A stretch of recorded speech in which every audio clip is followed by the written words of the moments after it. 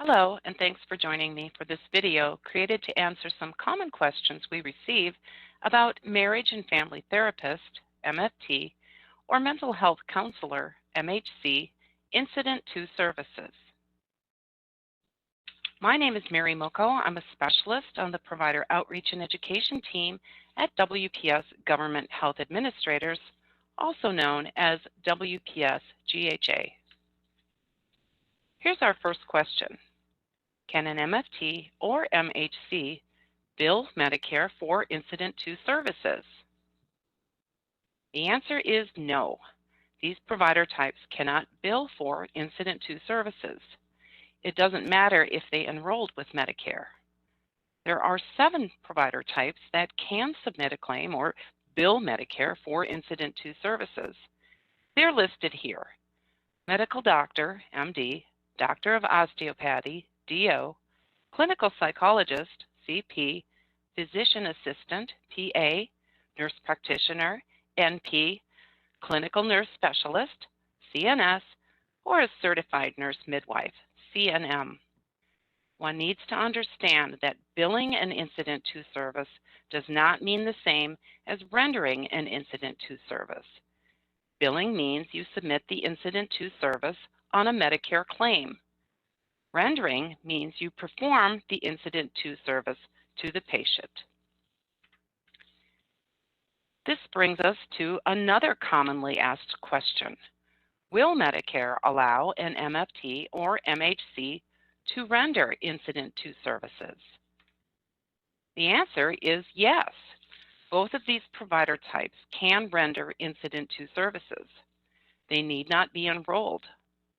They can only render a service based on their state's scope of practice. It is up to the provider to be familiar with their state scope of practice. This does vary from state to state. Of course, all CMS criteria for Medicare's incident to payment concept would need be met. There needs to be evidence in the medical records to show this. Here's the last question. Where can you find Medicare's criteria for incident to? You can find criteria for payment under Medicare's incident to payment concept in CMS Internet-Only Manual, Publication 100-02, Medicare Benefit Policy Manual, Chapter 15, Section 60. You can find a link to this chapter in the description of this video. There are 5 key criteria for incident to. The service must be a professional service. It must be rendered in a non-institutional setting. There must be an employment relationship between the billing provider and the rendering individual. The service must be incidental.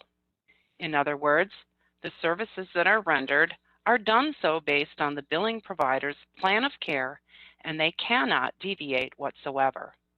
Finally, supervision requirements apply. I want to expand on supervision requirements for incident to. Based on the key criteria for payment, CMS requires direct supervision. However, if behavioral health services are furnished for diagnosis, evaluation, or treatment of a mental disorder or substance use disorder with co-occurring mental health disorder, it is general supervision that CMS requires.